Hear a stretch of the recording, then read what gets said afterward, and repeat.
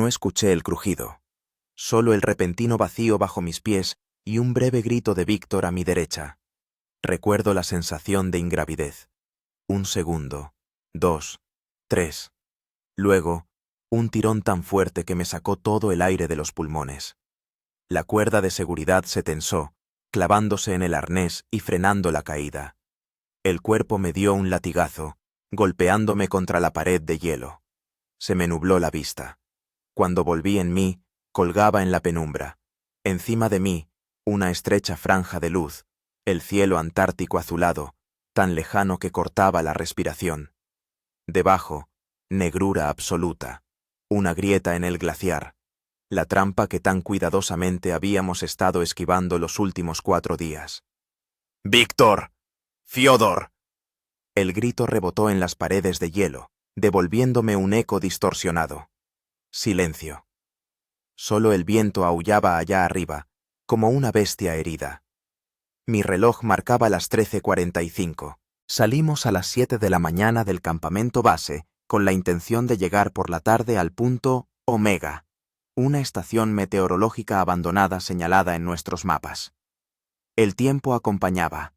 27 grados bajo cero, viento de 8 metros por segundo, casi un balneario para los estándares antárticos. La expedición iba según lo previsto. Éramos 3 alpinistas experimentados realizando un estudio de la ruta para una futura estación científica. Yo, Rodion Streltsov, Víctor Leiner y Fiodor Korsh, un equipo que había escalado juntos el Everest, el Aconcagua y la cara norte del Eiger. Y ahora me encontraba colgado de una cuerda de seguridad a unos 15 metros bajo la superficie del glaciar. Solo. La primera ola de pánico me golpeó de improviso. La respiración se aceleró, y empecé a ver manchas negras. El frío ya se filtraba bajo la ropa térmica, a pesar del equipamiento de alta tecnología. A 4.000 metros sobre el nivel del mar, en el lugar más frío del planeta, el pánico es sinónimo de muerte. Respira, me dije en voz alta. Despacio. 1, 2, 3, 4. Me concentré en la respiración, como nos habían enseñado en los cursos de supervivencia. En 1 minuto, las ideas se aclararon. Miré a mi alrededor. La cuerda de la que pendía se perdía en la lejanía, en un resplandor azulado. El hielo circundante brillaba en todos los tonos de azul, desde el celeste pálido hasta el índigo profundo. En otra situación, habría apreciado aquella belleza. Intenté mover las extremidades. Los brazos respondían, aunque los dedos ya empezaban a entumecerse incluso con los guantes de alta tecnología. Las piernas también me obedecían, pero la rodilla derecha respondió con un dolor agudo. Probablemente me golpeé al caer. Palpé la radio en el cinturón. La encendí. Víctor, Fiodor, ¿me recibís? Soy Rodion. Estoy en una grieta. Estoy vivo. ¿Me recibís? Solo un siseo como respuesta. Lo intenté de nuevo. El mismo resultado. O no me oían, o... Aparté los pensamientos sombríos. No había tiempo para el pánico. Evalué mi situación. Colgaba de la cuerda principal, que se suponía que estaba fijada arriba. Si Víctor y Fiodor estaban bien, me sacarían. Si no, tendría que salir por mis propios medios. Intenté iluminar con la linterna frontal hacia abajo. El haz de luz se perdía en la oscuridad. La profundidad de la grieta superaba claramente los 50 metros. Una caída sin cuerda significaría una muerte segura. Observé las paredes circundantes. El hielo era antiguo, comprimido durante siglos. En algunos puntos se veían inclusiones de piedras y burbujas de aire congeladas hacía miles de años. A la derecha, a unos 3 metros, se distinguía una pequeña repisa. ¡Víctor! ¡Fiodor! Grité de nuevo, con la esperanza de que me oyeran. Silencio. Solo mi respiración y el aullido lejano del viento. La radio volvió a la vida con un siseo. Giré las frecuencias, intentando captar alguna señal. Inútil. Miré el reloj. Habían pasado 20 minutos desde la caída. La temperatura del aire en la grieta era ligeramente superior a la de la superficie, unos 20 grados bajo cero. Esto me daba algo más de tiempo, pero no solucionaba el problema. Empecé a evaluar mi equipo. El arnés de seguridad estaba en perfectas condiciones. En el cinturón, un piolet, mosquetones, un jumar, varias cintas. En la mochila, un termo con té caliente, una ración de emergencia para 3 días, guantes de repuesto, un saco de dormir, un hornillo de gas. Podría aguantar un tiempo. Pero sin moverme, el frío pronto me vencería. Tenía que actuar. Lo primero que hice fue sacar el termo de la mochila y tomar varios sorbos de té caliente. El calor se extendió por todo mi cuerpo, dándome fuerzas. Luego me puse los guantes de repuesto sobre los principales. Los dedos empezaban a perder sensibilidad. La decisión era obvia: ascender por la cuerda con el jumar. Pero algo me frenaba. ¿Intuición? ¿Experiencia? Iluminé la cuerda con la linterna, examinándola detenidamente. Y entonces lo vi. A unos 5 metros por encima de mí, la cuerda estaba rozada contra un borde afilado del hielo. Un poco más de tensión, y podría romperse. Un sudor frío me recorrió la espalda, a pesar del frío. Si la cuerda se rompía, necesitaba otro plan. Examiné las paredes de la grieta de nuevo. A la derecha, donde estaba la repisa, el hielo parecía más estructurado, con escalones y agarres naturales. Quizás podría abrirme camino hacia arriba utilizando el piolet y los crampones. Pero para ello, primero tenía que llegar a la pared. Colgaba a 1,5 metros de ella aproximadamente. Balanceándome en la cuerda, podría alcanzar la repisa. Empecé a balancearme lentamente, aumentando gradualmente la amplitud. Cada movimiento me producía un dolor agudo en la rodilla magullada. En el 5.º intento, conseguí enganchar el piolet en una protuberancia. Tiré de mí mismo, usando la fuerza de los brazos, y me encontré en una pequeña cornisa de hielo. Ahora podía descansar y reflexionar sobre el siguiente paso. Pero el tiempo apremiaba. En la Antártida, el sol en esta época del año se pone por poco tiempo, pero la oscuridad llegaría a la grieta mucho antes. Miré el reloj, las 14:30. Había pasado casi 1 hora desde la caída. ¿Dónde estarían Víctor y Fiódor? ¿Por qué no intentaban sacarme? ¿Les habría pasado algo? Los pensamientos sobre mis compañeros resonaron con una aguda inquietud. Estábamos juntos desde la universidad, habíamos participado en decenas de expediciones. Víctor era el mejor navegante que conocía. Fiódor, el médico, nos había salvado más de una vez en situaciones críticas. Si no respondían, significaba que algo grave había ocurrido. Volví a intentar contactar por radio. Silencio. La decisión surgió por sí sola. Tenía que salir por mis propios medios. Solo entonces podría ayudar a mis compañeros, si estaban en peligro. Miré hacia arriba. 15 metros de ascenso vertical por hielo. Para un alpinista experimentado, una tarea factible. Pero con una rodilla magullada, en condiciones de frío extremo y con el riesgo de que se rompiera la cuerda de seguridad. Respiré hondo el aire gélido. No había otra salida. Lo primero que hice fue asegurarme a la cornisa con una protección adicional. Clavé un tornillo de hielo en el hielo, le sujeté un mosquetón y me até con una cuerda corta. Ahora, incluso si la protección principal fallaba, no caería al abismo sin fondo. Saqué una barrita energética de la mochila y me la comí rápidamente, regándola con los restos de té del termo. Necesitaba conservar la energía. En las condiciones extremas de la Antártida, el organismo quema calorías al triple de velocidad. Mientras masticaba, examiné la pared que tenía delante. El ascenso parecía difícil, pero factible. El hielo era lo suficientemente sólido como para asegurar bien el piolet, y en algunos lugares se veían protuberancias naturales que podían servir de apoyo. Comprobé que los crampones de las botas estaban bien sujetos. Saqué el segundo piolet de la sujeción de la mochila. 2 piolets daban más estabilidad en el ascenso vertical. Antes de empezar, intenté contactar de nuevo con mis compañeros. Víctor, Fiodor, ¿me oís?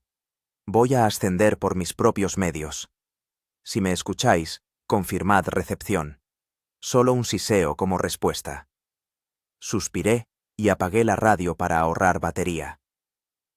El primer paso fue el más difícil. Impulsándome desde la cornisa, clavé los piolets en la pared a la altura de los ojos y me elevé. Los crampones chirriaron sobre el hielo, buscando apoyo. El dolor en la rodilla se reavivó con más fuerza, pero apreté los dientes y continué el movimiento. Metro a metro, ascendí por la pared de hielo. Cada paso requería plena concentración. Clavar el piolet, comprobar la seguridad, elevarse, encontrar apoyo para los pies, repetir. Mi respiración se hacía cada vez más pesada, condensándose en el aire helado. A unos 5 metros por encima de la cornisa, encontré una pequeña repisa horizontal, lo suficientemente ancha como para tomar aliento. Asegurándome a ella, hice una pausa. El sudor me cegaba, a pesar del frío. Los dedos de los guantes comenzaban a perder sensibilidad, una señal inequívoca de principio de congelación. Me quité los guantes superiores y me froté rápidamente las manos, restableciendo la circulación. Luego saqué los calentadores químicos del kit de emergencia, los activé y los metí en los guantes. Esto debería ayudar durante un tiempo. Miré hacia arriba. Quedaban unos 10 metros. El sol ya se había puesto más bajo, y la luz en la grieta se había atenuado. El tiempo se agotaba. Continué el ascenso. Cada metro costaba más. Los músculos de los brazos ardían por la tensión, la rodilla palpitaba de dolor, pero parar significaba la muerte, lo sabía muy bien. A unos 10 metros del punto de partida me encontré con un problema. La pared se volvía más lisa, con menos agarres naturales. El hielo aquí era más antiguo, más denso, formado bajo la presión de miles de años. Tuve que utilizar la técnica del dry tooling. Clavar la punta del piolet en las microfisuras del hielo, creando puntos de apoyo artificiales. Esto requería una enorme precisión y fuerza. En el 12º metro, la mano resbaló y casi me caigo. Instintivamente, clavé el segundo piolet más profundamente, sosteniendo todo el cuerpo con un solo brazo. El corazón me latía como un tambor. Me colgué por un instante, respirando con dificultad, luego encontré un nuevo apoyo y continué. El frío se hacía cada vez más intenso. Los dedos de los pies comenzaban a perder sensibilidad, incluso con las botas de alpinismo de alta tecnología.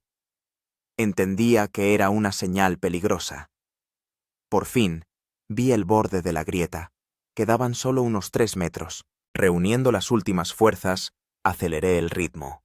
Clavar el piolet, tirar, encontrar apoyo, repetir. Una vez más. Y otra. Cuando mi mano se agarró al borde del glaciar, sentí una oleada de adrenalina. Un último esfuerzo, y la parte superior del cuerpo quedó en la superficie. Rodé por el borde y me tendí boca arriba, respirando con dificultad. El cielo sobre mi cabeza era increíblemente despejado, con un tono azul índigo profundo, característico de la atmósfera antártica. El sol estaba bajo en el horizonte, tiñendo las infinitas extensiones de hielo con tonos dorados. Yacía así durante varios minutos, recuperando el aliento y permitiendo que mis músculos exhaustos descansaran.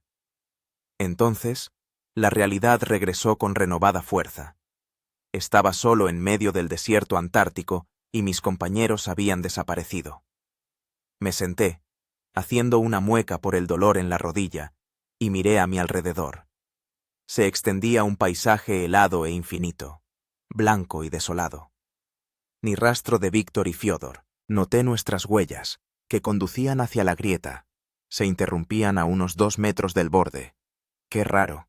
Si mis compañeros hubieran estado allí, habrían organizado un sistema de seguridad, habrían intentado sacarme. Miré el reloj. 16:20. Había estado en la grieta casi 3 horas. La temperatura del aire había caído a menos 32 grados, y el viento había arreciado. Saqué la radio e intenté contactar de nuevo. Víctor, Fiodor, cambio. He salido de la grieta. Estoy en la superficie. ¿Dónde estáis? Cambio. Silencio. Entonces, para mi asombro, a través del siseo y la estática, escuché una voz débil. Dion, estás vivo. Nos caímos. Coordenadas.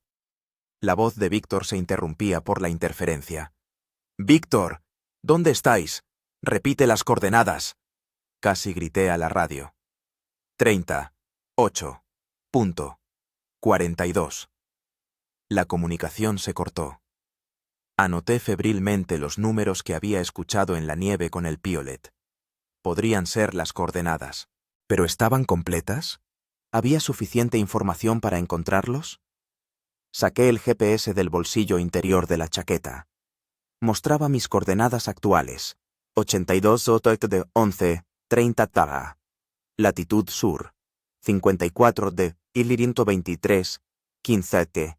Longitud este.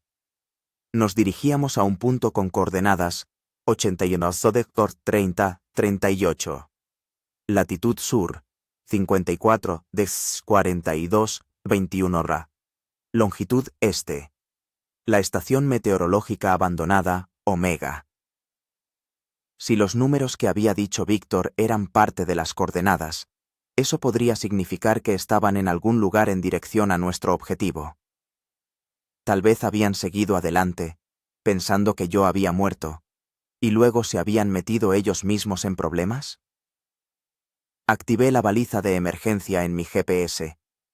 La señal debía llegar al cuartel general de la expedición, pero no se podía esperar una respuesta hasta dentro de 12 horas como mínimo.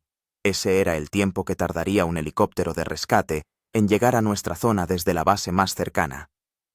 Tenía que tomar una decisión, quedarme donde estaba esperando ayuda o ir a buscar a mis compañeros. Sabía que, según todos los protocolos de seguridad, debía quedarme donde estaba. Pero también entendía que, si Víctor y Fiodor estaban heridos, tal vez no tuvieran 12 horas. La decisión llegó rápido. Tenía que ir a buscarlos. Pero primero tenía que prepararme. Saqué del macuto un juego de ropa interior térmica de repuesto y me cambié. La ropa mojada por el sudor en el frío antártico es una trampa mortal. Luego me comí otra barrita energética y bebí un trago de agua de la cantimplora. Revisé el equipo. Brújula, GPS, linterna, botiquín, todo estaba en su sitio. Eché un vistazo al sol. Me quedaban unas 4 horas de luz diurna. Después de eso, la temperatura bajaría aún más y la visibilidad se reduciría. Apunté el GPS hacia las supuestas coordenadas y empecé a caminar.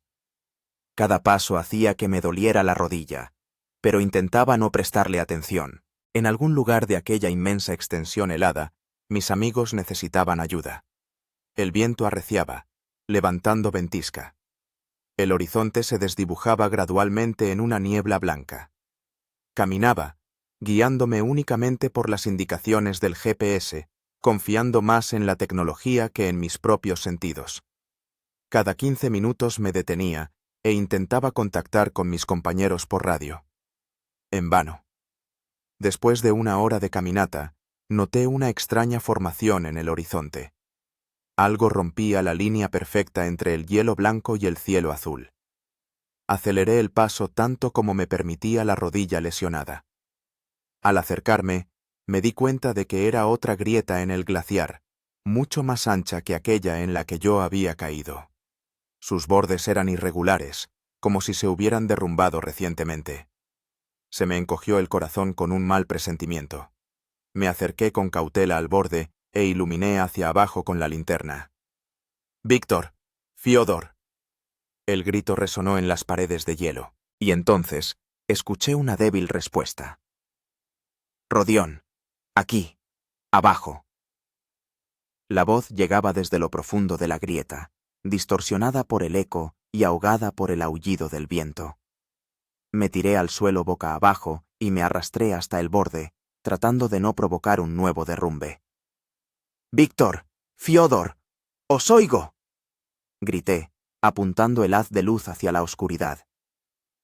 «Rodión». La voz era débil, pero reconocible. «Víctor. Estamos. Abajo. Fiódor está herido». El haz de luz reveló dos figuras en la oscuridad, a unos 25 metros por debajo.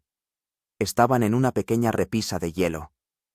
Una figura estaba medio tumbada, la otra sentada a su lado. «¡Aguantad! ¡Os sacaré de ahí!», grité, pensando febrilmente en cómo hacerlo. Tenía la cuerda principal, de 50 metros de longitud. Debería ser suficiente. Pero ¿cómo sujetarla a la superficie? Alrededor no había nada más que hielo y nieve. La solución llegó rápido. Saqué del macuto 2 tornillos de hielo y los atornillé en el hielo a una distancia de aproximadamente 1 metro uno del otro. Luego los conecté con la cuerda principal, creando un punto de anclaje seguro. Comprobé la resistencia. La construcción soportó mi peso. «Ahora os bajo la cuerda», grité hacia abajo. «¿Cómo está Fiódor? ¿Podrá subir?». «Pierna. Fractura». La voz de Víctor era entrecortada. «¿Y costillas?». «Posiblemente». La situación se complicaba. A un hombre con una pierna rota no se le podía simplemente izar con una cuerda. Era necesario bajar hasta donde estaban. Rápidamente organicé el dispositivo de descenso. Aseguré la cuerda, comprobé el arnés. Después, saqué del macuto el botiquín y ropa de abrigo adicional. Fedor iba a necesitarlos. Antes de bajar, volví a activar la baliza de emergencia y la dejé en la superficie, cerca del punto de anclaje. Así aumentaban las posibilidades de que nos encontraran los rescatistas. El descenso en rappel a la grieta fue mucho más sencillo que mi reciente ascenso, pero con cada metro que bajaba, el frío y la oscuridad aumentaban. Las paredes de la grieta se estrechaban, creando una especie de corredor. Cuando llegué a la repisa donde estaban mis compañeros, se me encogió el corazón al verlos. Fedor yacía apoyado contra la pared de hielo, su rostro pálido y con un tono azulado. Su pierna derecha estaba torcida de una forma antinatural. Víctor estaba sentado a su lado, tomándole la mano. Su propio rostro estaba cubierto de rasguños y moretones. «Está vivo», susurró Víctor al verme. «Pensábamos que habías muerto al caerte». «Como ves, no es tan fácil deshacerse de mí». Intenté sonreír mientras me dejaba caer a su lado. «¿Qué ha pasado?». «Te estábamos buscando a lo largo de la grieta», empezó Víctor, con la voz temblorosa por el frío. «Pensábamos que quizá había un descenso más suave». Entonces el hielo se rompió. Los dos caímos. Fedor aterrizó sobre la pierna. Oí un crujido. Rápidamente examiné a Fedor. Estaba consciente, pero aletargado, un signo de hipotermia. La pierna derecha estaba claramente rota, presumiblemente la tibia. Su respiración era superficial y dolorosa. Posiblemente también tenía dañadas las costillas. «¿Cuánto tiempo lleváis aquí?», pregunté, sacando del macuto un plumas adicional. «Unas 3, quizá 4 horas». Víctor miró su reloj. «Se ha parado». Ayudé a Fedor a ponerse el plumas, procurando no tocar las costillas dañadas. Después, saqué analgésicos del botiquín y se los di. «Hay que inmovilizar la pierna», dije, buscando materiales adecuados a mi alrededor. En el macuto tenía una pala de nieve ligera de aluminio, que podía utilizarse como férula. Con cuidado, enderecé la pierna de Fedor, provocando que emitiera un gemido de dolor, y fijé la fractura con la pala y vendas del botiquín. «Lo siento, amigo», dije al terminar. «Sé que duele, pero así estarás más seguro». Fedor asintió débilmente. Sus labios estaban azules por el frío. «Gracias por encontrarnos», susurró. «Ahora hay que salir de aquí». Miré hacia arriba. El sol ya casi se había escondido tras el horizonte, y la iluminación en la grieta era tenue. Pronto oscurecerá, y la temperatura bajará aún más. ¿Cómo? Víctor asintió hacia Fedor. No podrá subir por sí mismo. Me quedé pensando. Sacar a una persona con una pierna rota de una grieta de hielo de 25 metros de profundidad no era tarea fácil ni siquiera para los rescatistas profesionales. Y nosotros teníamos equipo limitado y poco tiempo. Tendremos que utilizar un sistema de polipasto, dije finalmente. Víctor, ¿podrás subir tú solo? Asintió, aunque era evidente que también él había sufrido bastante en la caída. Entonces, el plan es el siguiente. Primero subes tú. Arriba aseguras un punto de anclaje adicional. Después, construiré una camilla improvisada para Fedor con las mochilas y la cuerda. Lo subiremos juntos. Víctor asintió, entendiendo el plan. Era un alpinista experimentado y sabía lo que era un polipasto, un sistema de poleas que permite levantar cargas pesadas con menos esfuerzo. Le ayudé a prepararse para la ascensión. Revisé su arnés, fijé el puño autoblocante a la cuerda. Víctor parecía agotado, pero en sus ojos brillaba la determinación. «Ten cuidado», dije cuando empezó a ascender. Víctor avanzaba lentamente por la cuerda. Cada movimiento le costaba un gran esfuerzo. Yo lo vigilaba, iluminándole el camino con una linterna. Mientras tanto, Fedor empezó a temblar con más fuerza, un signo peligroso de hipotermia progresiva. «Aguanta, amigo». Me quité mi plumas y lo cubrí con él. «Pronto te sacaremos de aquí». «Quédatelo. Tú», murmuró. «Tú. Lo necesitas. Más». «Tengo un metabolismo muy activo». Mentí con una sonrisa. «No tengo frío». En realidad, el frío ya se estaba filtrando bajo mi chaqueta, pero sabía que Fedor estaba en una situación mucho más grave. Víctor llegó a la superficie en unos 20 minutos. Oí su voz desde arriba. «Ya estoy arriba. Estoy asegurando el punto adicional». Mientras él trabajaba, empecé a preparar la camilla improvisada. Me quité las mochilas a mí y a Fedor. Las uní con una cuerda auxiliar, creando una especie de armazón rígido. Después, con cuidado, trasladé a Fedor a esta estructura, procurando no tocar la pierna rota. «¡Listo!», gritó Víctor desde arriba al cabo de un rato. Fijé la camilla con Fedor a la cuerda principal con mosquetones. Después me até al lado, ya que debía acompañarlo en el ascenso para que la camilla no girara ni golpeara las paredes de hielo. «¡Sube!», grité. Víctor empezó a tirar. Gracias al sistema de polipasto que había montado arriba, la carga se redujo aproximadamente a un tercio. Pero aún así, requería un esfuerzo enorme. Avanzábamos lentamente hacia arriba. Fedor gemía de dolor con cada tirón. Intenté mantener la camilla alejada de las paredes, pero en los pasos estrechos era imposible. La subida nos llevó casi 40 minutos. Cuando por fin alcanzamos la superficie, ya casi había oscurecido. La temperatura había descendido a menos 37 grados y el viento arreciaba. Víctor me ayudó a alejar a Fiodor del borde de la grieta. Estábamos todos exhaustos, cubiertos de escarcha, pero vivos. «¿Y ahora qué?», preguntó Víctor, jadeando. Miré el GPS. Faltaban unos 5 kilómetros hasta la estación meteorológica Omega. En condiciones normales, 1 hora caminando. Con Fiodor herido, en la oscuridad y con el viento cada vez más fuerte, era una tarea prácticamente imposible. «Hay que montar la tienda», decidí. «Pasaremos la noche aquí y por la mañana decidiremos qué hacer». Víctor asintió, de acuerdo. Nos pusimos manos a la obra rápidamente. Teníamos una tienda de expedición diseñada para condiciones extremas. Montarla en condiciones normales llevaba unos 10 minutos, pero con el fuerte viento y prácticamente a oscuras, se convirtió en una auténtica prueba. Finalmente, la tienda quedó montada y asegurada. Con cuidado, trasladamos a Fiodor dentro y lo colocamos sobre la colchoneta autoinflable. Luego entramos nosotros, cerrando la entrada. Dentro hacía un poco más de calor, pero aún así hacía mucho frío. Saqué el hornillo de gas y lo encendí. La pequeña llama daba algo de calor y luz. Hay que derretir nieve para tener agua, dije, llenando un caldero con nieve. Todos necesitamos beber, especialmente Fiodor. Mientras la nieve se derretía, volví a examinar a Fiodor. Su estado empeoraba.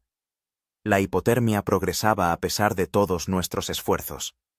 El pulso era débil y lento, la respiración superficial. Aguanta, amigo. Le apreté la mano. La ayuda llegará. ¿Cuánto tiempo? Susurró. Miré el reloj. Las 21:30. Activamos la baliza hace unas 4 horas. Los rescatistas deberían recibir la señal en las próximas horas. Podrían estar aquí por la mañana. Era una verdad a medias. Sabía que, en realidad, una operación de rescate en la Antártida es algo complejo y prolongado. Pero Fiodor necesitaba esperanza. El agua del caldero hirvió. Preparé té caliente y azucarado, y ayudé a Fiodor a beber unos sorbos. Después, Víctor y yo también tomamos una taza. Hay que entrar en calor, dije, sacando los sacos de dormir. Pondremos a Fiodor en el centro, entre nosotros. Nuestros cuerpos darán calor adicional. Con cuidado, metimos a Fiodor en el saco de dormir, tratando de no molestar la pierna rota. Luego nos acostamos a ambos lados de él, abrazándonos para compartir el calor. Afuera el viento arreciaba, convirtiéndose en una verdadera tormenta. La tienda temblaba bajo sus ráfagas, pero se mantenía firme. El equipo de alta calidad nos salvaba la vida. ¿Crees que nos encontrarán?, preguntó Víctor en voz baja al cabo de un rato. Guardé silencio, sopesando la respuesta. Sí, dije al fin. La baliza funciona. Las coordenadas GPS son exactas. Saben dónde buscar. ¿Y si la tormenta no amaina? Los helicópteros no vuelan con este tiempo. Tenía razón. Las tormentas antárticas podían durar días, haciendo imposible el rescate aéreo. Entonces, llegaremos nosotros mismos hasta Omega, respondí. Debería estar a 5 kilómetros de aquí. Allí hay refugio, posiblemente provisiones. Aguantaremos hasta que llegue la ayuda. Víctor asintió, aceptando el plan. Ambos sabíamos que no iba a ser fácil, especialmente con un compañero herido, pero no había otra opción. Poco a poco, el cansancio hizo mella. Víctor se adormeció. Su respiración se volvió regular y profunda. Fiodor también dormía, pero su sueño era intranquilo. De vez en cuando gemía de dolor. Yo no podía dormir. El dolor en la rodilla palpitaba, recordándome mi propia caída, que ahora parecía tan lejana. Pero lo que más me inquietaba era la responsabilidad. Yo era el jefe de nuestro grupo, y fui yo quien insistió en esta ruta, a pesar de las advertencias sobre posibles grietas en el glaciar. Afuera aullaba la tormenta, arrojando nieve contra las paredes de la tienda. Dentro reinaba un silencio relativo, solo interrumpido por el siseo del hornillo de gas. Miraba la llama, hipnotizado por su danza, y pensaba en lo que nos esperaba mañana. Si la tormenta no amaina, tendremos que caminar a través de ella, llevando a Fiodor. Con sus lesiones, será un suplicio para él y extremadamente difícil para nosotros. Pero quedarnos quietos significaría un lento agotamiento de las reservas de comida y combustible. Saqué el GPS y volví a comprobar las coordenadas de la estación meteorológica Omega. 5 kilómetros en línea recta. Pero en condiciones de tormenta, con visibilidad limitada, esos 5 kilómetros podrían convertirse en un auténtico infierno. De repente, Fiodor se removió y abrió los ojos. «Rodión», susurró. «Agua». Rápidamente acerqué a sus labios la cantimplora con agua. Tomó varios sorbos. «¿Cómo estás?», pregunté, aunque la respuesta era obvia. «He estado mejor», sonrió débilmente. «La pierna. No la siento. Era una mala señal. Con cuidado, le revisé la pierna. Estaba fría al tacto, con un tono azulado. Posiblemente, la circulación sanguínea estaba interrumpida a causa del edema o un vendaje demasiado apretado. Aflojé un poco el vendaje, tratando de encontrar un equilibrio entre la fijación de la fractura y el mantenimiento del flujo sanguíneo. Fiodor hizo una mueca de dolor. «Pronto te sentirás mejor», dije, aunque no estaba seguro de ello. «Sé que todo está mal», susurró Fiodor. «No hace falta que me tengas compasión». Lo miré a los ojos. Éramos amigos desde hacía demasiado tiempo para mentirnos. «Sí, la cosa está difícil», admití, «pero saldremos de esta. Los tres». Fiodor asintió débilmente y volvió a cerrar los ojos. Su respiración se volvió más regular. Se había dormido de nuevo. Revisé las provisiones de comida y combustible. Si nos racionábamos, teníamos comida para 3 o 4 días. Combustible para el hornillo, para 2 días de funcionamiento continuo. Pero el principal problema no era la comida ni el calor, sino el estado de Fiodor. Necesitaba atención médica, y cuanto antes, mejor. La decisión se formó sola. Por la mañana, independientemente del tiempo, teníamos que ponernos en marcha hacia Omega. Era nuestra única baza. Con ese pensamiento, finalmente me permití cerrar los ojos. El sueño llegó al instante, pesado e inquieto. Me despertó un silencio extraño. La tormenta, que había arreciado toda la noche, había cesado repentinamente. Los primeros rayos del sol antártico se filtraban a través de la tela de la tienda, creando una espectral iluminación azulada en el interior. Con cuidado, tratando de no despertar a mis compañeros, salí del saco de dormir y me arrastré hasta la entrada. Abrí la cremallera y miré hacia afuera. El espectáculo era impresionante. Las interminables extensiones de hielo resplandecían bajo los rayos del sol naciente con todos los matices del rosa y el dorado. El aire era cristalino, el cielo de un azul brillante. La tormenta había dejado tras de sí caprichosas acumulaciones de nieve, como olas oceánicas congeladas. La temperatura, a juzgar por la sensación, era de unos 30 grados bajo cero.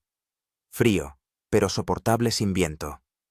La visibilidad era perfecta, lo que nos daba la oportunidad de encontrar la estación meteorológica Omega. Volví a la tienda y desperté a Víctor. Abrió los ojos, pasando instantáneamente del sueño a la vigilia, una habilidad desarrollada a lo largo de años de expediciones. «La tormenta ha amainado», le informé. «La visibilidad es excelente. Hay que ponerse en marcha antes de que el tiempo vuelva a empeorar». Víctor asintió y empezó a prepararse. Intentamos movernos en silencio para no despertar a Fiodor, pero al final se despertó. «Mañana». «¿Ya?», murmuró, frunciendo el ceño por el dolor. «Sí, amigo». Me incliné hacia él. «¿Cómo te sientes?» «La pierna. Duele menos». Intentó moverse y gimió. «Pero las costillas. Peor». Lo examiné cuidadosamente. Su estado era estable, pero lejos de ser bueno. La hipotermia había remitido un poco gracias a nuestros esfuerzos conjuntos, pero la fractura y los posibles daños internos requerían atención médica urgente. «Vamos a ir a la estación meteorológica», le dije. «Debería estar a unos 5 kilómetros de aquí. Allí habrá refugio, posiblemente radio». Fiodor asintió débilmente. «¿Cómo? ¿Me llevaréis?». Era una buena pregunta. Ya había pensado en las opciones por la noche. «Haremos un trineo con la tienda», expliqué. «Te pondremos sobre los sacos de dormir y las esterillas, lo sujetaremos todo. Víctor y yo tiraremos por turnos». No era un plan ideal. Arrastrar a una persona por la nieve y el hielo durante 5 kilómetros es una tarea sumamente pesada. Pero no teníamos otras opciones. Desayunamos rápidamente barritas energéticas y té caliente. Luego empezamos a prepararnos para la marcha. Desmonté la tienda y, con la ayuda de Víctor, la convertí en un trineo improvisado. Colocamos sobre él los sacos de dormir y las esterillas, creando una base blanda para Fiodor. Trasladar a Fiodor al trineo fue la parte más difícil. Cada movimiento le causaba dolor, pero lo soportó estoicamente, permitiéndose solo algunos gemidos silenciosos. Cuando todo estuvo listo, volví a comprobar las coordenadas GPS y la brújula. Teníamos que avanzar hacia el sureste, manteniendo un rumbo de 85 grados. ¿Listos?, pregunté, echándome la mochila al hombro. Víctor asintió. Fiodor sonrió débilmente y levantó el pulgar. Cogí las correas improvisadas del trineo y empecé a tirar. La nieve crujía bajo los patines hechos con la densa tela de la tienda.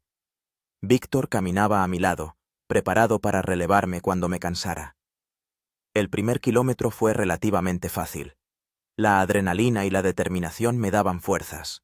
El sol se elevaba cada vez más, iluminando el camino y calentando un poco el aire.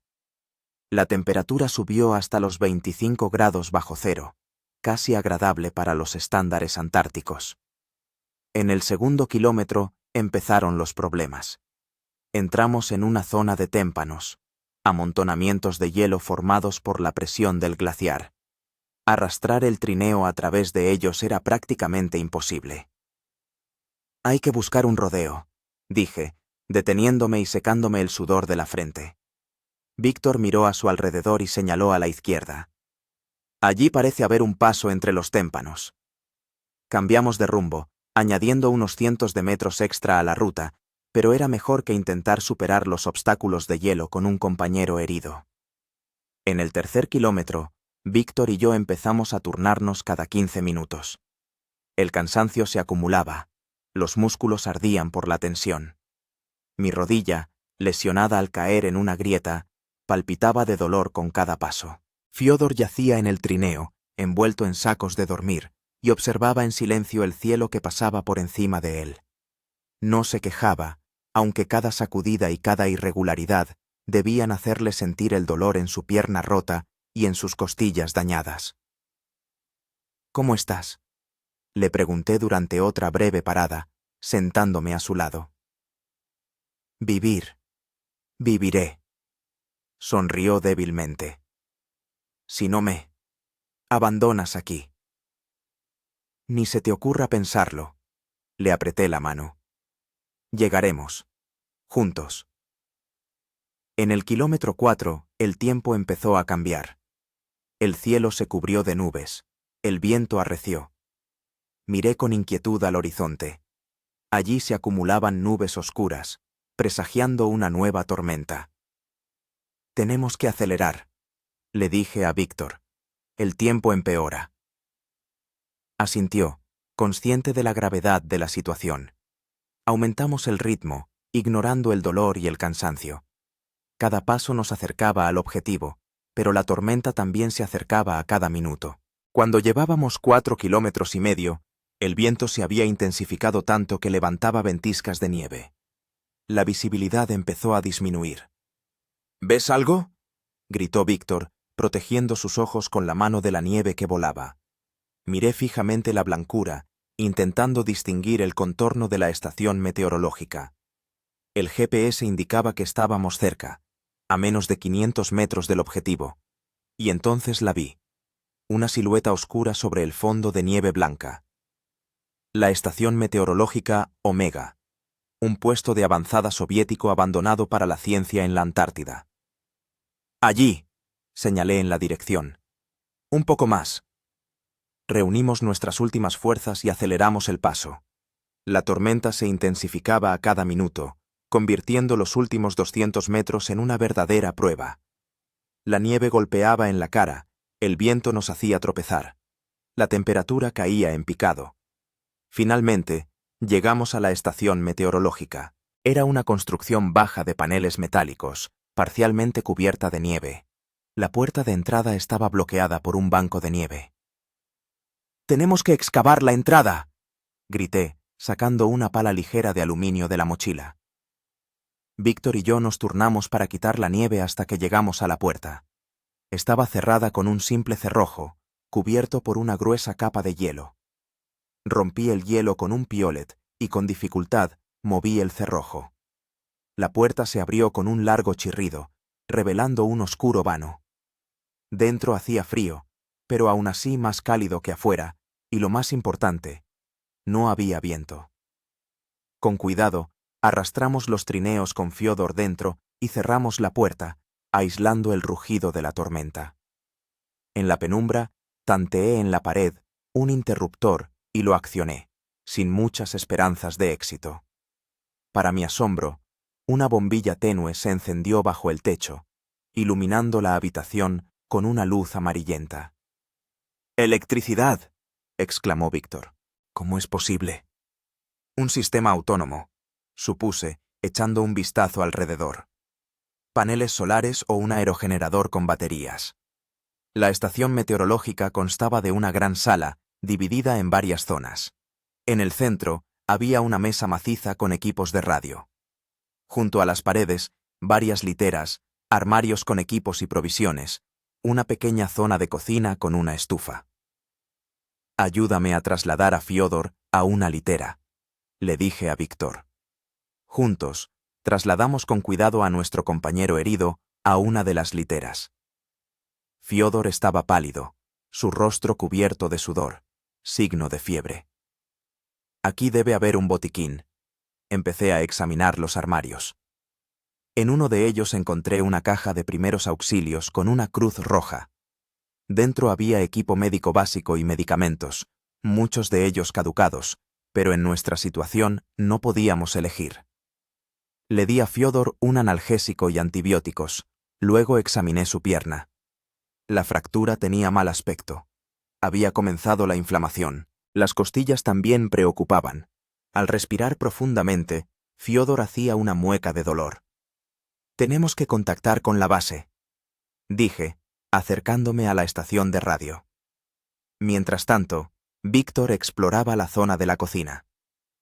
«Aquí hay provisiones», informó. «Conservas, raciones de campaña, y lo que es más importante, una estufa que funciona y una reserva de gas».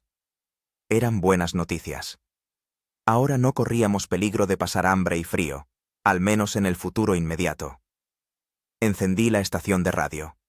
El equipo era antiguo, de fabricación soviética, pero, para mi sorpresa, funcionaba. Ajusté la frecuencia al canal de emergencia e inicié la transmisión. «A todas las estaciones, a todas las estaciones. Aquí la expedición Vostok 12. Sufrimos una emergencia. Nos encontramos en la estación meteorológica Omega. Coordenadas: 82 grados 30 minutos, 38 segundos latitud sur. 54 grados 42 minutos, 21 segundos longitud este. Necesitamos evacuación médica urgente». Repito. Repetí el mensaje varias veces, luego empecé a escuchar la onda esperando una respuesta. Solo siseos y crujidos. «Probaré otras frecuencias», le dije a Víctor, que regresaba de la cocina con tazas humeantes. «Té caliente». Me tendió una de las tazas. «Lo encontré en las reservas. Caducó hace unos 5 años, pero huele normal». Agradecido, acepté la taza. El líquido caliente calentó mis manos y mi cuerpo, devolviéndome las fuerzas. «¿Cómo está Fiodor?», preguntó Víctor, bajando la voz. «Estable, pero necesita atención médica profesional», respondí en voz baja. «Está empezando a tener una inflamación, posiblemente una hemorragia interna debido a las costillas». Víctor asintió. Su rostro se puso serio. «¿Crees que nos oirán por la radio?». «Deberían». Traté de sonar más seguro de lo que me sentía en realidad. «Es la frecuencia de emergencia estándar. Todas las bases en la Antártida la monitorean». Seguí transmitiendo mensajes, cambiando las frecuencias cada 15 minutos. La tormenta afuera se intensificaba. Su rugido penetraba incluso a través de las gruesas paredes de la estación meteorológica. Pasó 1 hora. 2. No hubo respuesta. Víctor preparó algo de comer con las provisiones que encontramos. Calentó una sopa enlatada en la hornilla de gas. Ayudamos a Fiodor a comer y luego comimos nosotros. «¿Qué haremos si no nos oyen?», preguntó Víctor cuando estábamos sentados a la mesa, mirando la radio. Me quedé pensando. Teníamos un refugio, comida, calor. Podríamos aguantar aquí varias semanas. Pero el estado de Fiodor empeoraba, y sin asistencia médica. Seguiremos transmitiendo la señal, respondí. Tarde o temprano nos oirán. Además, en el campamento base conocen nuestra ruta. Si no regresamos a tiempo, empezarán a buscarnos. Víctor asintió, pero en sus ojos vi la misma pregunta que me atormentaba a mí. ¿Llegarán a tiempo? Afuera, la tormenta había alcanzado su punto álgido. El viento golpeaba las paredes de la estación meteorológica con tal fuerza que parecía que el edificio iba a ser arrancado de sus cimientos. La nieve se filtraba por las rendijas más pequeñas, formando pequeños montones en el suelo. Volví a la radio y continué transmitiendo la señal de socorro. De repente, a través del ruido y las interferencias, oí una voz. Recibiendo. Expedición Vostok 12. Coordenadas. Repitan. El corazón me dio un vuelco. Nos habían oído. A todas las estaciones. Aquí Expedición Vostok 12. Sufrimos un percance. Estamos en la estación meteorológica Omega. Coordenadas. 82 grados 30 minutos 38 segundos latitud sur, 54 grados 42 minutos 21 segundos longitud este. Necesitamos evacuación médica urgente. Un herido grave. Cambio. Recibido. Vostok 12. Operación. Rescate. Clima. Esperen. La comunicación se cortó, pero lo importante estaba hecho. Nos habían escuchado, habían recibido nuestras coordenadas. Ahora solo quedaba esperar. «¡Nos han oído!», les comuniqué a Víctor y a Fiodor. «Los rescatistas saben dónde estamos». Fiodor sonrió débilmente desde la litera. Víctor soltó un suspiro de alivio y me dio una palmada en el hombro. «¿Cuándo estarán aquí?», preguntó. No lo dijeron con exactitud. Miré por la pequeña ventana, casi cubierta por la nieve. Con semejante tormenta, ningún helicóptero puede volar. Tendremos que esperar a que mejore el tiempo. Nos preparamos para pasar la noche. Yo ocupé una litera junto a Fiodor para controlar su estado. Víctor se acostó en otra litera, pero tardó mucho en dormirse, escuchando el aullido de la tormenta. La noche fue intranquila. Me despertaba cada hora para revisar a Fiodor y darle sus medicamentos. Su estado se estabilizó, pero la fiebre no cedía. Por la mañana, la tormenta amainó un poco. Volví a contactar por radio con la base y recibí noticias alentadoras. El helicóptero de rescate saldría tan pronto como el tiempo lo permitiera, probablemente en la segunda mitad del día. Víctor y yo nos pusimos a despejar la plataforma frente a la estación meteorológica para que el helicóptero pudiera aterrizar. El trabajo era arduo. Durante la noche se habían acumulado montones de nieve de la altura de una persona, pero la idea del rescate inminente nos daba fuerzas. Hacia el mediodía, el cielo empezó a despejarse. El viento se redujo a moderado, la visibilidad mejoró. Volví a ponerme en contacto con la base y recibí confirmación. El helicóptero había despegado y llegaría a nosotros en aproximadamente 2 horas. Al regresar con Fiodor, descubrí que su estado había empeorado. Estaba inconsciente, su respiración era superficial y acelerada. Al revisar el vendaje en su pierna, vi que la inflamación se había extendido por encima de la rodilla. Posiblemente estaba comenzando una septicemia. «Aguanta, amigo», susurré, cambiándole el vendaje y administrándole la última dosis de antibióticos del botiquín que habíamos encontrado. «La ayuda ya está en camino». Víctor se acercó y se quedó a mi lado, mirando el rostro pálido de nuestro compañero. «¿Saldrá de esta?», preguntó en voz baja. «Debe hacerlo», respondí, aunque por dentro me carcomía la preocupación. «Fiodor es fuerte. y la ayuda ya está cerca. Salimos afuera para estar listos para hacer señales al helicóptero. El tiempo seguía mejorando. El sol se abría paso a través de los claros en las nubes, iluminando el desierto helado que nos rodeaba. Y entonces lo oímos, el lejano traqueteo de las hélices, que aumentaba con cada segundo. Pronto apareció en el horizonte un punto negro, que rápidamente crecía de tamaño. «¡El helicóptero!», exclamó Víctor, señalando al cielo. Saqué del morral una bengala de señalización y la lancé. La estrella roja se elevó al cielo, dejando tras de sí una estela de humo. El helicóptero detectó la señal y se dirigió directamente hacia nosotros. Era un gran Mi-8, pintado con el color naranja brillante del servicio de rescate. Se quedó suspendido sobre la plataforma que habíamos despejado, levantando remolinos de nieve, y luego descendió lentamente. Las hélices aún giraban cuando se abrió la puerta lateral, y de allí saltaron 3 personas con overoles naranja brillante. Los paramédicos del servicio de rescate. «¿Dónde está el herido?», gritó uno de ellos, corriendo hacia nosotros. «¡Dentro!», señalé la puerta de la estación meteorológica.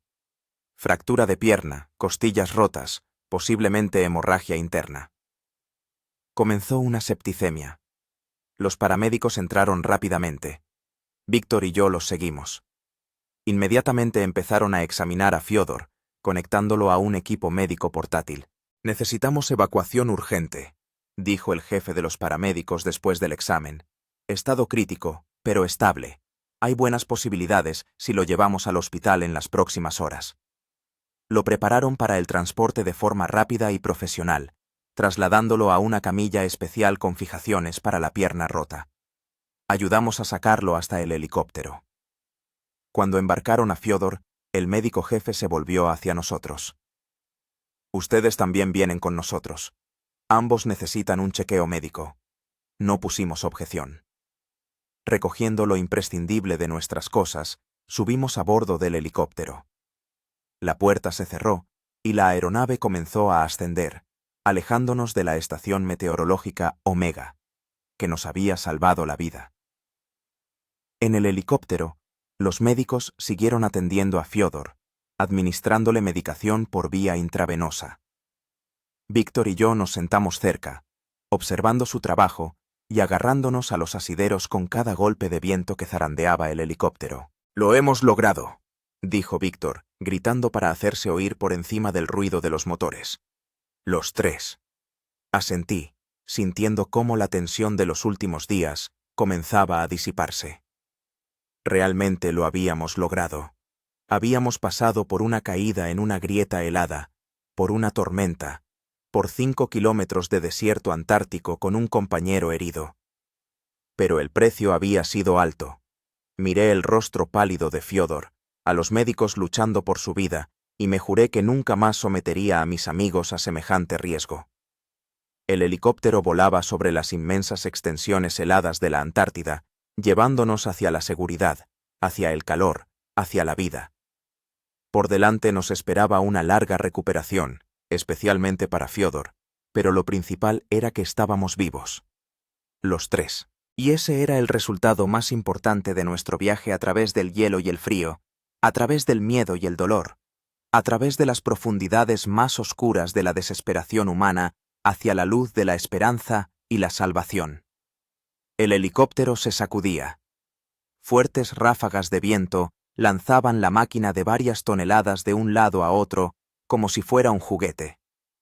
Los pilotos luchaban contra los elementos, intentando mantener el rumbo hacia la base científica Progreso, donde había un centro médico equipado.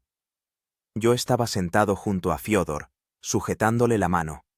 Su estado empeoraba por momentos. Su rostro había adquirido un tono gris ceniza y su respiración se había vuelto entrecortada.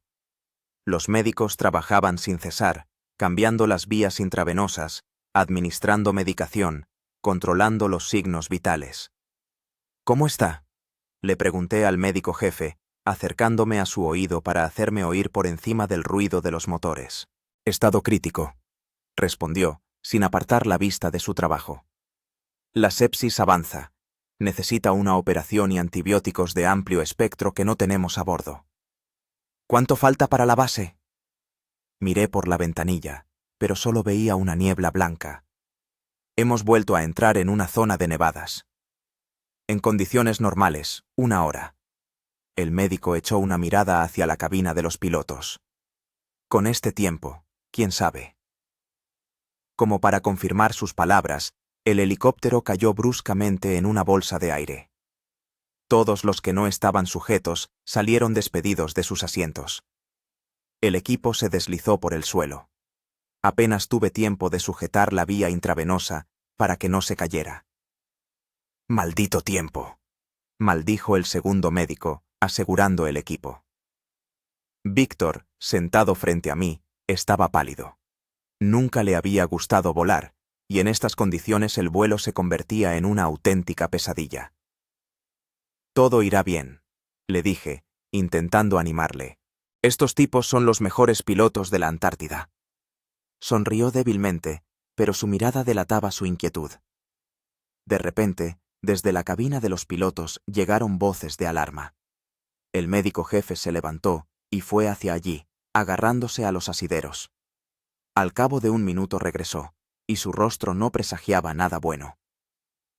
«Tenemos problemas», dijo, acercándose a nosotros. «El tiempo empeora. La visibilidad es casi nula, y además, tenemos formación de hielo en las hélices». Yo sabía lo que eso significaba. La formación de hielo es uno de los factores más peligrosos en los vuelos en la Antártida. El hielo se acumula en las palas de las hélices, alterando sus propiedades aerodinámicas. En el peor de los casos, puede provocar un accidente. «¿Qué opciones tenemos?», pregunté, tratando de hablar con calma. «Los pilotos están decidiendo. O intentamos seguir volando hasta Progreso, o buscamos un lugar para un aterrizaje de emergencia y esperamos a que pase la tormenta». «¿Y Fiodor? ¿Podrá soportar la demora?». El médico miró a nuestro compañero y negó con la cabeza. «Sinceramente, no estoy seguro. Necesita una operación lo antes posible». Apreté los dientes. El destino nos ponía de nuevo ante una elección imposible. Arriesgar la vida de todos a bordo, continuando el vuelo en condiciones peligrosas, o arriesgar la vida de Fiodor, haciendo una parada. El helicóptero volvió a temblar, aún más fuerte que antes. Desde la cabina de los pilotos llegó una voz alarmada. «Todos a prepararse. Aterrizaje forzoso». Los médicos comenzaron a asegurar rápidamente el equipo y al paciente. Víctor y yo nos abrochamos los cinturones de seguridad a los asientos. «¿Qué está pasando?», gritó Víctor. «La formación de hielo es crítica», respondió el médico jefe. «Continuar el vuelo es demasiado peligroso». El helicóptero comenzó a descender. A través de las ventanillas no se veía nada, salvo una niebla blanca. Confiábamos plenamente nuestra salvación en la habilidad de los pilotos y sus instrumentos. El descenso fue brusco. Varias veces nos sacudió con tanta fuerza que los cinturones de seguridad se clavaron en nuestros cuerpos. Finalmente, sentí que el helicóptero se había detenido. Los pilotos estaban buscando un lugar adecuado para aterrizar. El impacto contra el suelo fue duro, pero controlado. El helicóptero se inclinó, chirrió, pero se mantuvo en pie. Los motores se apagaron. Una extraña quietud se había instalado, rota únicamente por el aullido del viento en el exterior y el pitido de los aparatos médicos. «¿Estáis todos bien?», preguntó el comandante de la tripulación al salir de la cabina. Asentimos. Los sanitarios seguían atendiendo a Fiodor, quien, afortunadamente, no había resultado herido en el aterrizaje. «¿Dónde estamos?», pregunté. «A unos 50 kilómetros de Progreso», respondió el comandante. «Hemos aterrizado en una zona relativamente llana del glaciar. Hasta que amaine la tormenta, es imposible seguir volando». «¿Cuánto tiempo llevará?». El comandante se encogió de hombros. «Es difícil decirlo.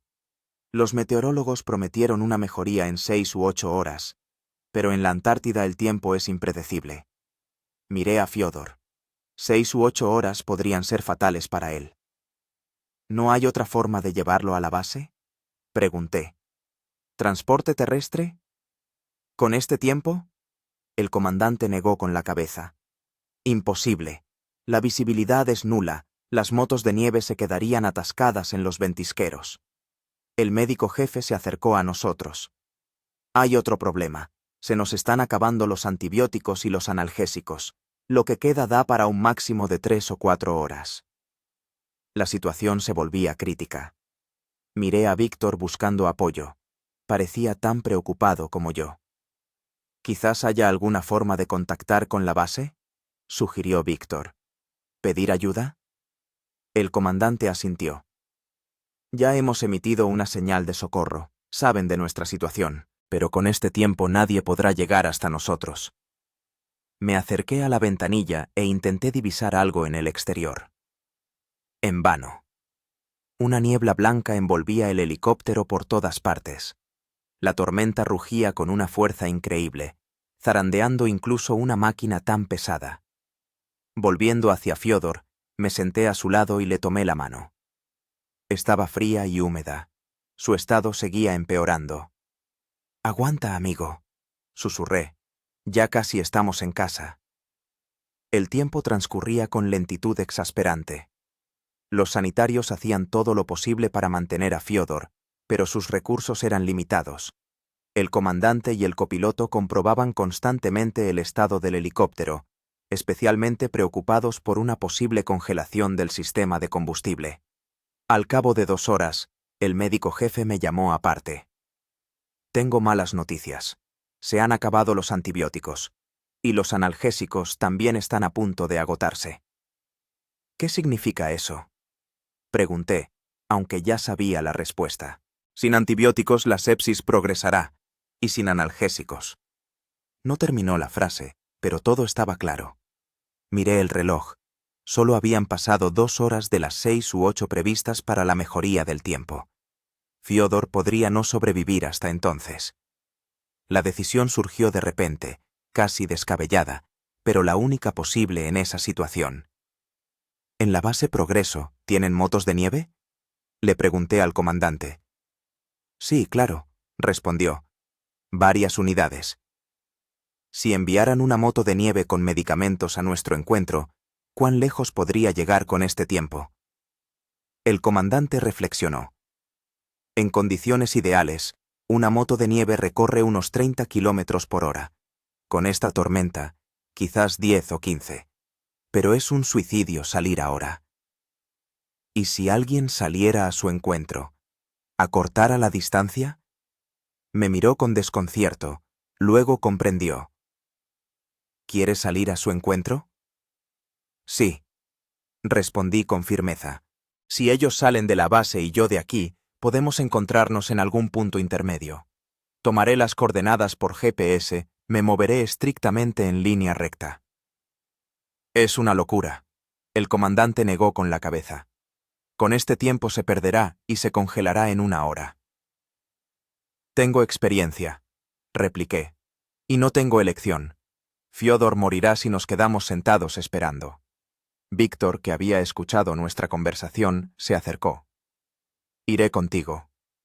No. Le puse una mano en el hombro. Tú te quedarás aquí. Si a mí me pasa algo, Fiodor necesitará un amigo cerca. Víctor quiso objetar, pero tras mirar a Fiodor, asintió en silencio. El comandante aún dudaba. Incluso si contactamos con la base y aceptan enviar la moto de nieve, ¿cómo se encontrarán con este temporal? GPS y radiocomunicación, respondí. Iremos corrigiendo el rumbo constantemente. Negó con la cabeza, pero aún así se acercó a la radio y contactó con la base Progreso. Tras una larga conversación, durante la cual escuché voces de sorpresa y protesta al otro lado, se volvió hacia mí. Han accedido. Envían una moto de nieve con un médico y los medicamentos necesarios. Saldrán en 20 minutos. Asentí y empecé a prepararme. Me puse toda la ropa de abrigo que tenía, comprobé el GPS y la radio. El comandante me entregó una baliza de emergencia y una bengala. La distancia hasta el punto de encuentro es de unos 25 kilómetros, dijo. Según nuestros cálculos, a una velocidad de 3 o 4 kilómetros por hora, llegará en 6 o 7 horas. Fiodor no aguantará tanto, repliqué. Debo ir más rápido. Es irrealizable en estas condiciones, negó el comandante. Pero estaremos constantemente en contacto y corregiremos su ruta. Me acerqué a Fiodor para despedirme. Estaba semiconsciente, pero cuando le apreté la mano, sus ojos se entreabrieron. «¿Ah? ¿Dónde?», susurró. «A por medicinas para ti», respondí. «Volveré pronto. Aguanta». Apretó mi mano débilmente en respuesta. Víctor me acompañó hasta la salida. «Ten cuidado», dijo, abrazándome. «Vuelve». «Claro que sí». Le di una palmada en el hombro. «Cuídalo». El comandante abrió la puerta lateral del helicóptero. El viento y la nieve irrumpieron con tal fuerza que casi me derriban. La visibilidad era prácticamente nula. Una niebla blanca lo envolvía todo. «Rumbo estrictamente al noreste», gritó el comandante, superando el aullido de la tormenta. «Comprobad el GPS constantemente. Comunicación por radio cada 15 minutos». Asentí, me ajusté la máscara protectora al rostro y me adentré en la tormenta. El frío se abalanzó sobre mí como un golpe físico. Incluso a través de todas las capas de ropa, sentí cómo la temperatura, que debía rondar los 40 grados bajo cero, me calaba hasta los huesos. El viento era tan fuerte que tenía que inclinarme hacia adelante para no caerme. Encendí el GPS y me aseguré de que me movía en la dirección correcta. Luego comencé el camino, arrastrando los pies con dificultad en la nieve profunda. El primer kilómetro fue relativamente fácil. La adrenalina y la determinación me daban fuerzas.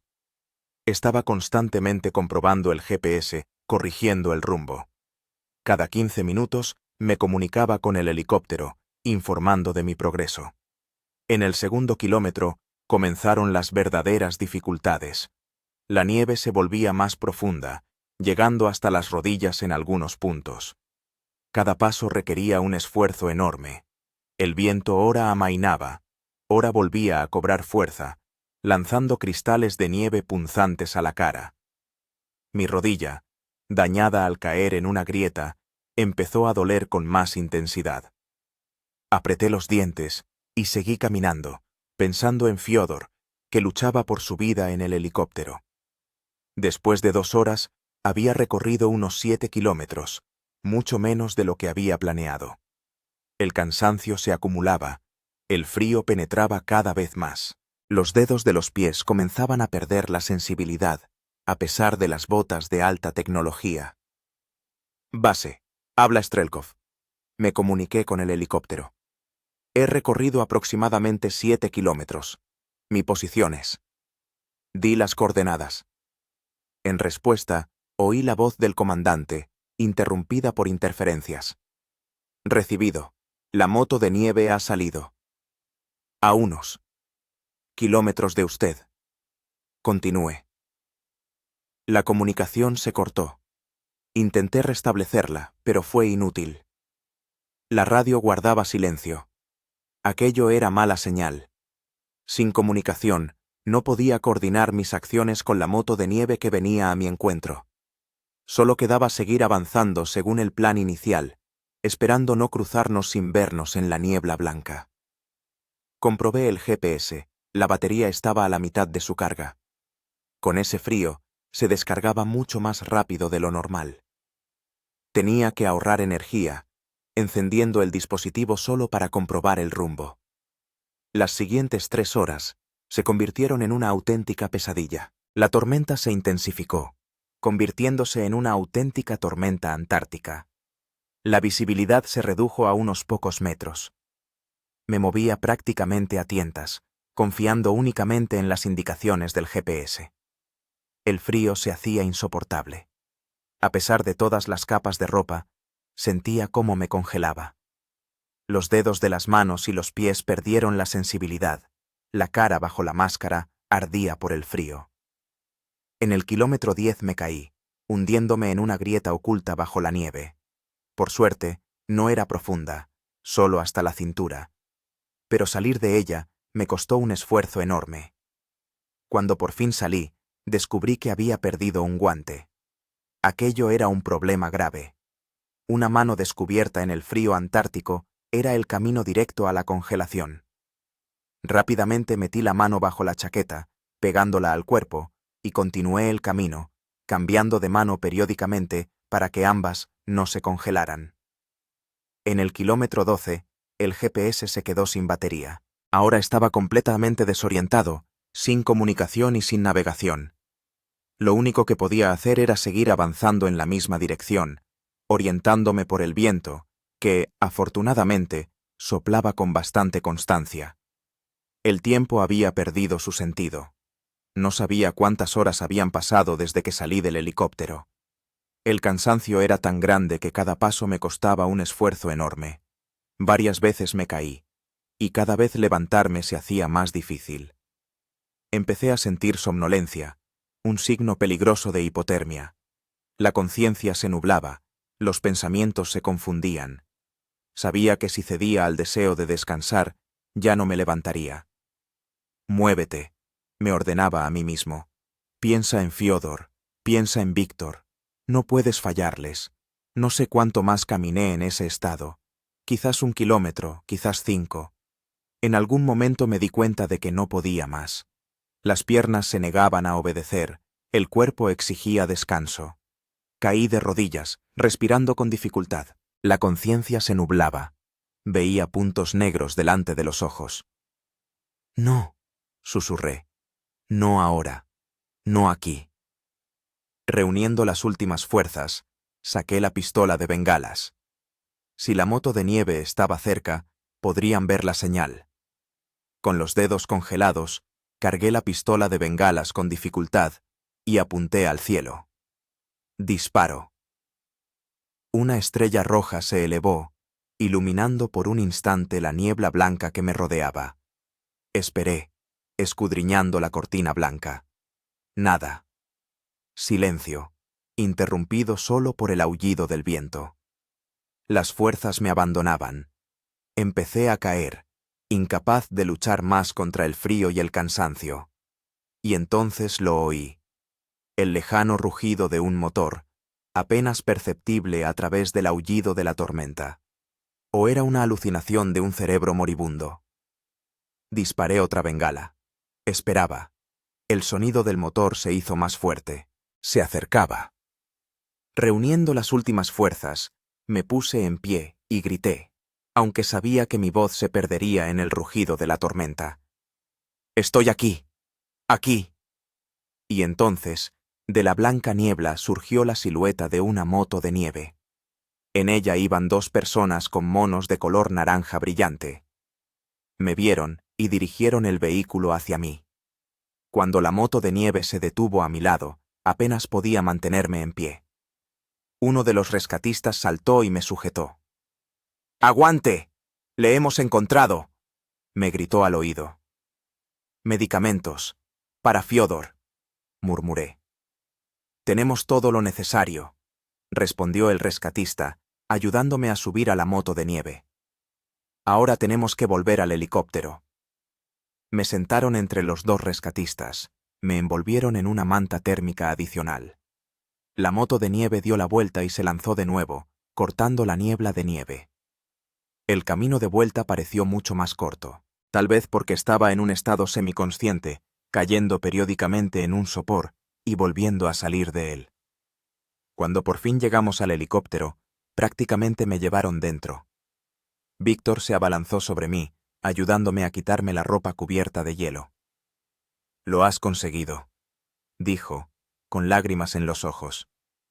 «Eres un puto héroe, Rodión». Negué con la cabeza, incapaz de hablar. El médico, que había llegado en la moto de nieve, ya estaba atendiendo a Fiódor, administrándole medicamentos por vía intravenosa. «¿Cómo está?», pregunté, cuando recuperé la capacidad de hablar. «Lo estamos estabilizando», respondió el médico. Llegó a tiempo. 1 hora o 2 más, y habría sido demasiado tarde. Me tumbaron en una litera libre, me cubrieron con mantas calientes, y me dieron una bebida caliente. Poco a poco, el calor volvía a mi cuerpo, y con él, la conciencia de que lo habíamos logrado. Los 3 sobreviviríamos. La tormenta seguía arreciando afuera, pero ahora eso no importaba. Teníamos los medicamentos necesarios, calor y esperanza. Podíamos esperar a que mejorara el tiempo todo el tiempo que fuera necesario. Miré a Fiodor. Su rostro ya había adquirido un tono más saludable. Su respiración se había vuelto más regular. Víctor estaba sentado a su lado, tomándole la mano. Cuando me miró, sonrió y asintió. Todo irá bien. El cansancio me invadió como una ola. Cerré los ojos, permitiéndome por fin relajarme.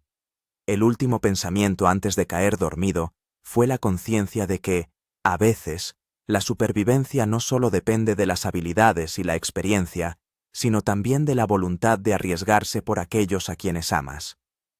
El despertar fue lento, como emerger de las profundidades del océano.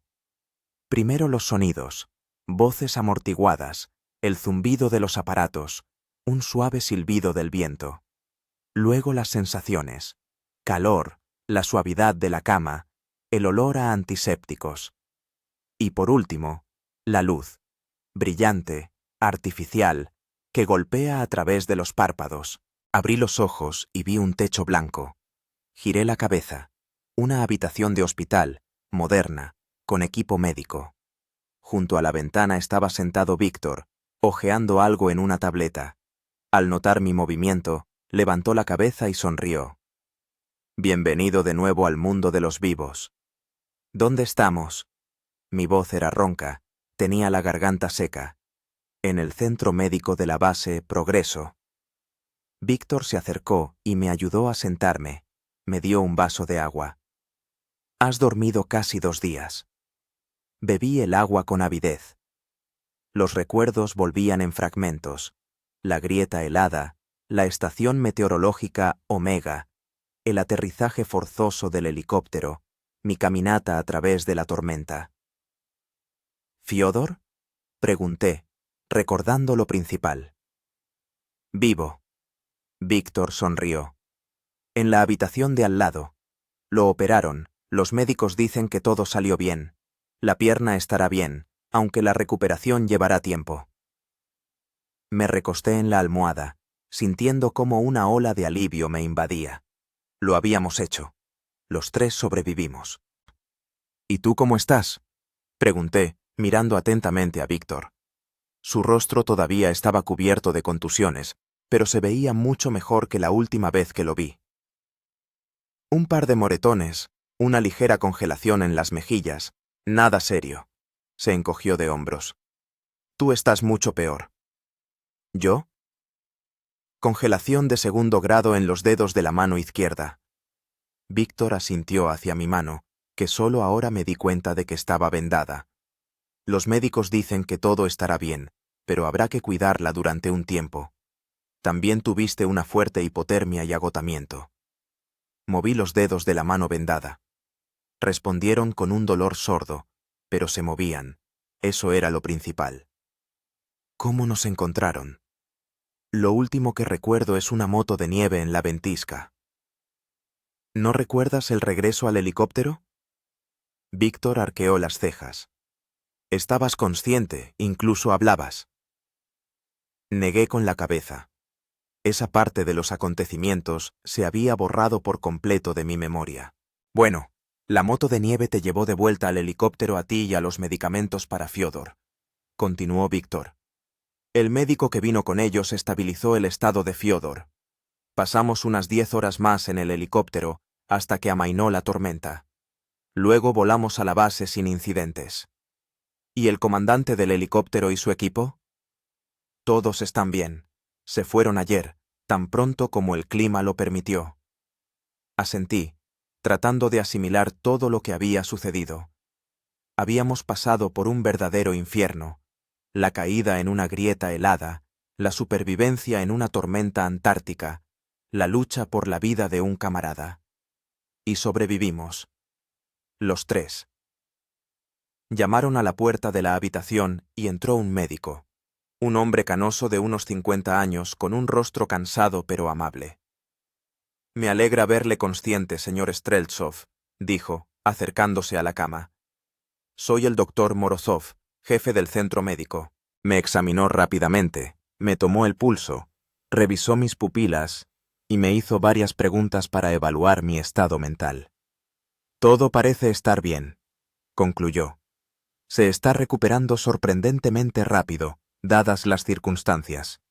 Pero le recomendaría guardar reposo en cama un par de días más». «¿Cuándo podré ver a Fyodor?», pregunté. «Ahora mismo, si quiere». El doctor sonrió. «Él también ha preguntado por usted. Víctor puede llevarle hasta allí en silla de ruedas». Unos minutos después, Víctor me llevaba por el pasillo del centro médico. Me sentía débil, pero estaba decidido a ver a Fyodor con mis propios ojos, a asegurarme de que estaba bien.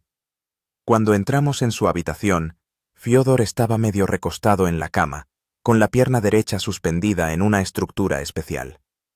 Al vernos, sonrió, y esa sonrisa fue la mejor confirmación de que lo peor había pasado. «El héroe del día», dijo, cuando Víctor acercó mi silla a su cama.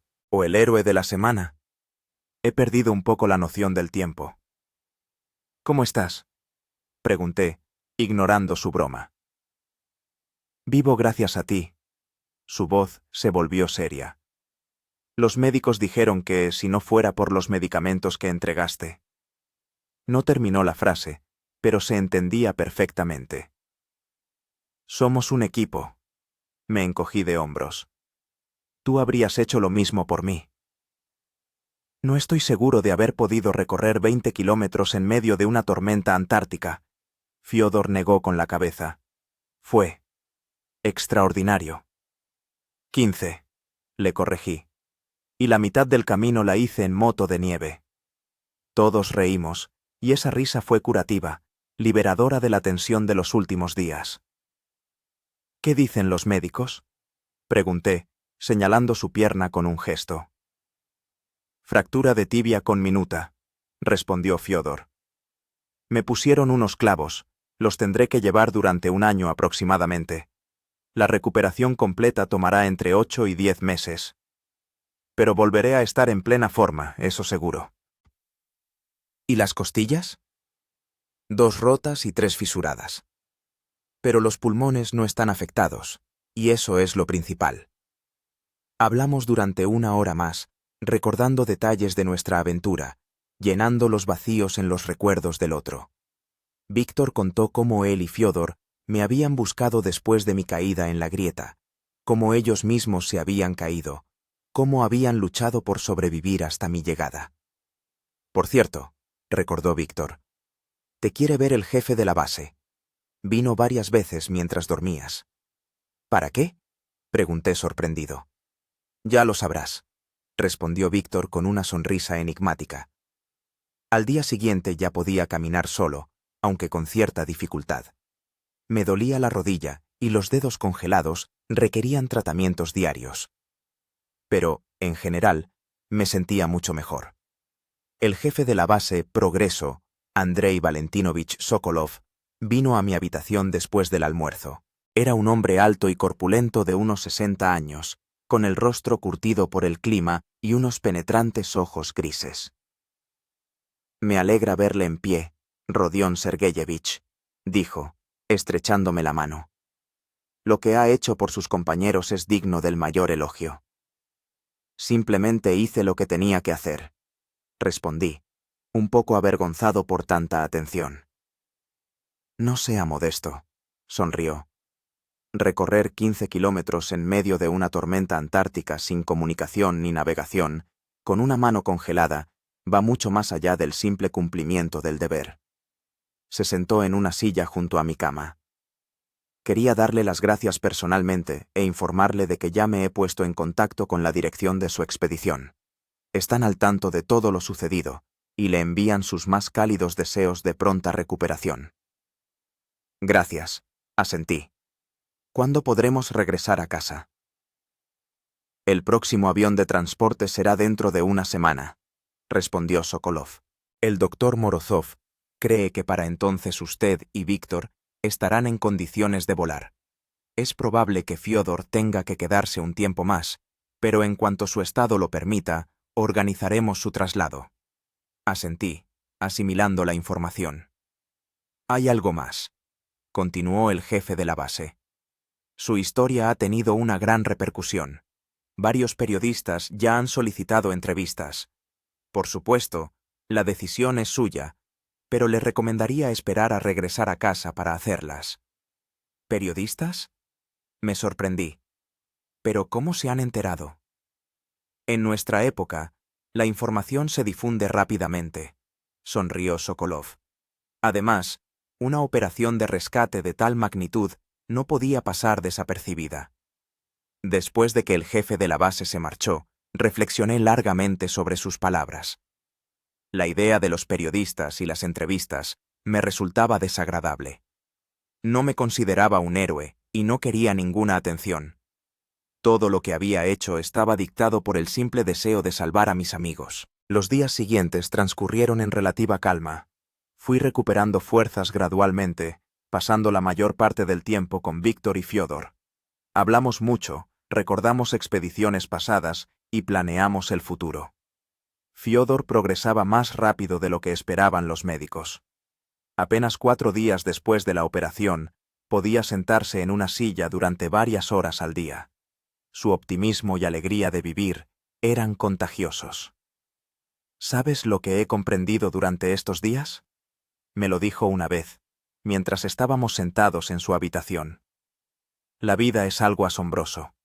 Puedes planearlo todo hasta el más mínimo detalle, pero al final te encuentras colgando al borde de una grieta de hielo, dependiendo por completo de tus amigos. ¿Y qué tiene eso de bueno?, pregunté. Que nunca estamos solos, sonrió.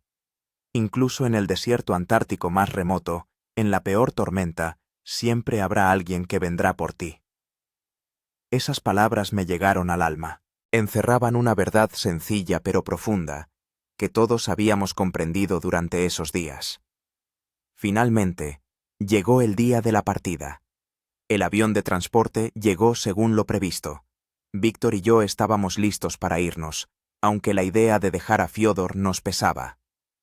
No me miréis como si nos despidiéramos para siempre, se burló Fiodor cuando fuimos a despedirnos. En un par de semanas también estaré en casa, y lo primero que haré será invitarme a cenar. Prometo preparar algo especial. Le abracé, tratando de no lastimarle las costillas. Solo que no sea hielo antártico con salsa de pingüino, bromeó. Ya tuve suficiente de eso para toda la vida. Todos nos reímos, y esa risa fue la mejor medicina contra la tristeza de la despedida. El vuelo a casa fue largo.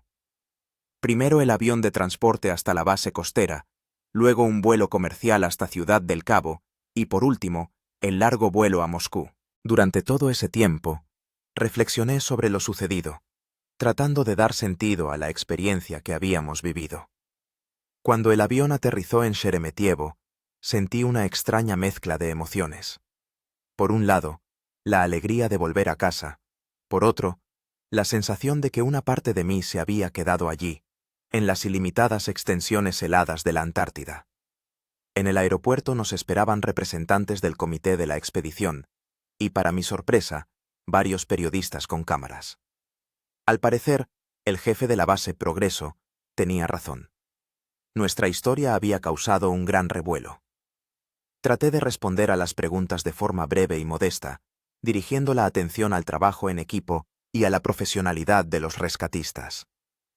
Víctor, afortunadamente, se encargó de la mayor parte del contacto con la prensa, lo que me permitió hacerme a un lado. Después de todas las formalidades, nos llevaron a casa.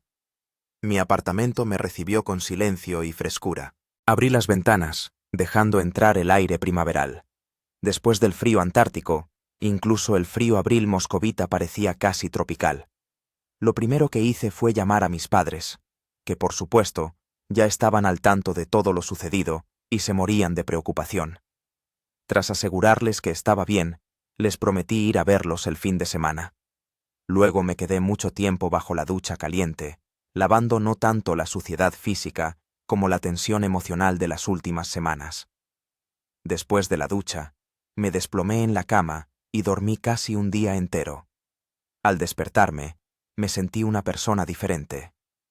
Como si aquel Rodión Streltsov, que partió hacia la expedición antártica, se hubiera quedado allí, en la grieta de hielo, y hubiera regresado otra persona, con el mismo rostro y nombre, pero con una visión diferente del mundo. Durante las siguientes semanas, volví gradualmente a la normalidad. Fui a fisioterapia para recuperar la rodilla y los dedos congelados, me reuní con amigos y concedí entrevistas, aunque a regañadientes. Fiodor regresó 3 semanas después que nosotros.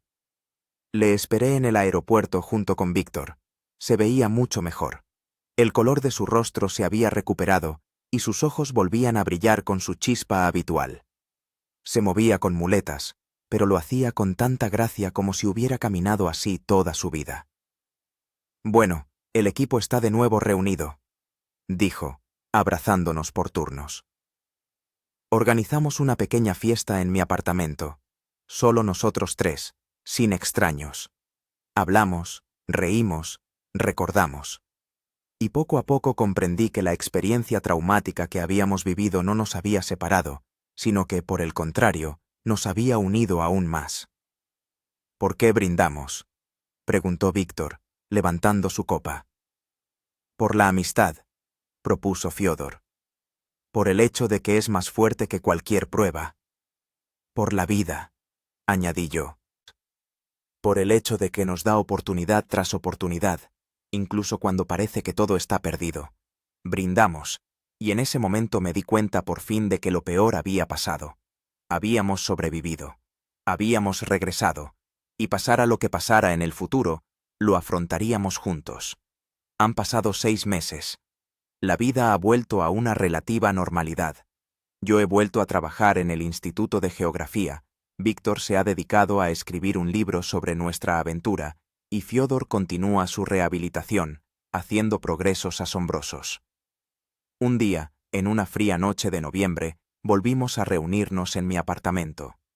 Fiodor ya caminaba con un bastón en lugar de muletas, aunque todavía cojeaba. «Tengo una propuesta», dijo, mientras cenábamos. «Volvamos». «¿A dónde?», no entendió Víctor. «A la Antártida». Fiodor hablaba totalmente en serio. «Terminemos lo que empezamos. Trazaremos una ruta para la estación científica». Víctor y yo intercambiamos una mirada. La primera reacción fue de incredulidad. Después de todo lo que habíamos pasado, ¿volver a exponernos a tal riesgo? ¿Hablas en serio?, pregunté. Absolutamente, asintió Fiodor. No quiero que el miedo defina mi vida. No quiero mirar atrás dentro de 10 años y arrepentirme de haber dejado que una mala experiencia me detuviera. Me quedé pensativo. Había verdad en sus palabras. El miedo es un mal consejero, sobre todo cuando se trata de decisiones trascendentales. ¿Cuándo planeas esa aventura?, preguntó Víctor. La próxima temporada antártica, respondió Fiodor. Para entonces estaré totalmente recuperado. Estás loco. Víctor negó con la cabeza, pero en su voz se notaba admiración. Entonces, ¿contáis conmigo? Fiodor nos miró a ambos alternativamente. Lo miré a los ojos y vi en ellos no una temeridad, sino la firme determinación de alguien que conoce su objetivo y no permitirá que el miedo se interponga en su camino. Cuento contigo, dije, sorprendiéndome de mis propias palabras. Yo también, añadió Víctor tras una pausa. Alguien tiene que cuidar de vosotros 2. Fiodor sonrió, y en su sonrisa había tanta alegría y gratitud que todas las dudas se disiparon. Aquella noche estuvimos hablando largo y tendido sobre la futura expedición, haciendo planes, debatiendo detalles, y a cada minuto que pasaba estaba más convencido de que era la decisión correcta. Sí, la Antártida casi nos mata. pero también nos demostró de lo que somos capaces cuando actuamos juntos. Nos enseñó a valorar cada momento de la vida, cada respiración, cada sonrisa de un amigo. Y quizás la lección más importante que sacamos de aquella grieta helada no fue sobre la supervivencia, sino sobre la vida. Sobre que la verdadera vida no es evitar los peligros, sino la valentía de afrontarlos cara a cara, con amigos hombro con hombro. Cuando me acosté esa noche, soñé con la Antártida. Pero no una Antártida aterradora, ni hostil, sino una majestuosa y hermosa en su cruda belleza. Y en el sueño, sabía que volvería allí no como una víctima, sino como un explorador, no como un fugitivo, sino como un conquistador. Por la mañana me desperté con una sensación de tranquila confianza. Sí, volveremos a la Antártida. Y esta vez estaremos preparados para todo lo que pueda ofrecernos, para los peligros, para la belleza y para las lecciones que aún guarda para nosotros. Porque, al fin y al cabo, la vida no consiste en evitar caer en las grietas, sino en saber salir de ellas. Y la mejor forma de hacerlo es junto a aquellos que están dispuestos a atravesar la tormenta por ti.